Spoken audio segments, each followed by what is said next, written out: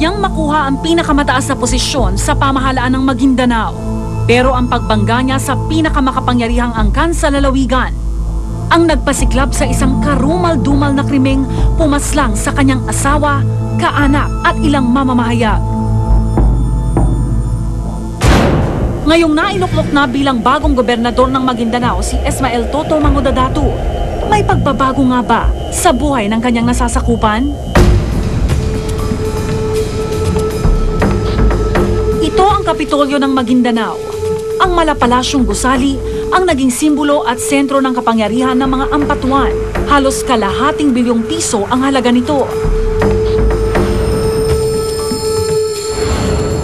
Pero ngayon, ito'y abandonado. Wala kahit isang taong nag-oopisina rito. Ang lugar at gusali, tila ghost town na minumulto ng alaala ng Ampatuan Massacre.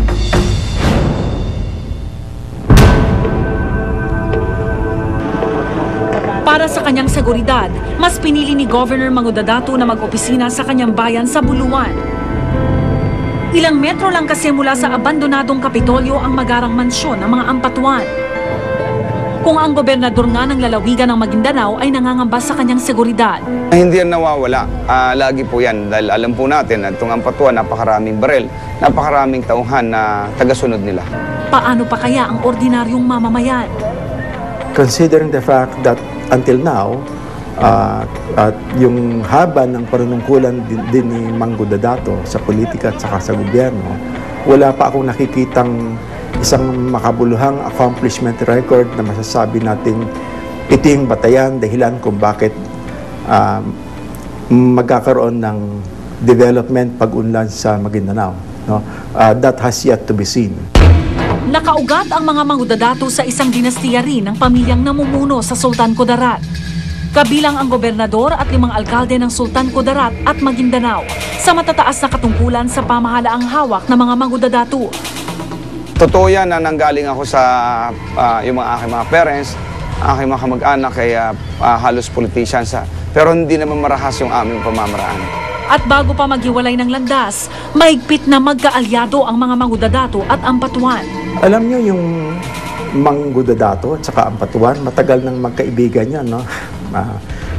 Mahaba yung kanilang pinagsamahan sa politika at saka sa clan politics, no? In fact, masasabi natin yung rise ng Ampatuan ay bunga din ng suporta na ibinigay ng mga Mangudadato. No, nagtutulungan yan eh. Hindi rin umano nagkaiba ang mga Mangudadato at Ampatuan sa usapin ng private armies. Private armies, meron kaming CAFGO. Yun na nga, nandun. Legal yun, CAFGO. Kumbaga, multiplier yan ng military. Tumutulong yan, pero hindi po namin ginagamit na. No? Ginagamit po ng taong, ng bayan para seguridad po. Sa pag-usad ng kaso ng massacre, naungkat din ang mga kaso ng pagpatay at illegal possession of firearms laban kay Mangudadato. Bagay na mariin niyang itinanggi. Now, ang sinasabi, ako daw napapatay dahil ako ang alkalde nun. But, ang katotohanan doon, hindi ako pwede pumatay ng tao. Hindi naging madali para kay Mangudadato na makuha ang pagiging gobernador. Sa katunayan, naging mahigpit ang labanan ng mga boto ni Mangudadato at ni Dato Omra Sinsuat na kaalyado ng mga Ampatuan noong nakaraang eleksyon. At kung pagsasamahin ang boto ng kanyang mga nakalaban, higit na mas malaki ito sa nakuhang boto ni Mangudadato. Malakas ang sense of idealism ni Governor Mangudadato at gusto talaga niya ng pagbabago. Ang tanong, makukuha ba niya ang suporta ng ibang mga political families, political clans that would allow him to implement for quite a long period of time his vision for change for Maguindanao. Nanatili pa rin umanong hati ang mga namumunong pamilya sa lalawigan. Maraming grupo sa Maguindanao, hindi lang naman ang mga Mangudadato at Ampatuan. At ang buong arm na din, they really have to have a conversation within among themselves, you know, and to articulate, I think to begin to articulate the collective interests of particularly not only the interests of the people of Maguindanao. Ngayong si Governor Mangudadato na ang nakaupo, malaking hamon para sa kanya ang laganap na kahirapan sa nasasakupan. Sa loob ng isang dekada, tumatalon-talon sa ikalawa at ikatlong pwesto ang Maguindanao sa mga pinakamahirap na probinsya sa bansa. 3 sa bawat 5 tao sa Maguindanao nakaranas ng kahirapan.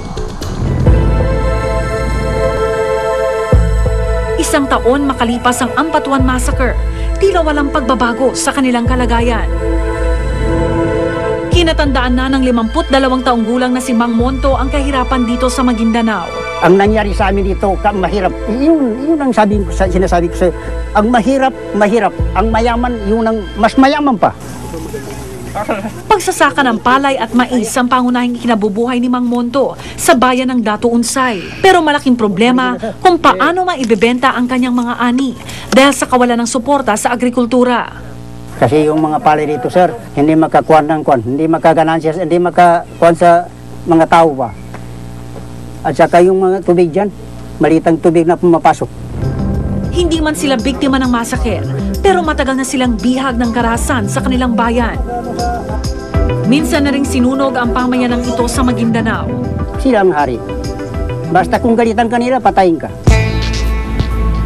Namayani na sa Maguindanao ang karahasan at takot dahil sa pagtugi sa MILF, RIDO at pag-usbong ng mga private armies. Yung mga malalakas na puwersa, yung mga political clans, yung mga private armies, ang parang nag-fill in nung void na yon. Sila yung mga naghahari dahil hindi kaya ng gobyerno ayusin yung problema sa Mindanao. Hindi rin, wala ring reforma sa kamusliman na kung anong gustong gawin ng, lalo na sa Autonomous Region of Muslim Mindanao. Hanggang sa kasalukuyan, nakataas ang state of emergency sa Maguindanao.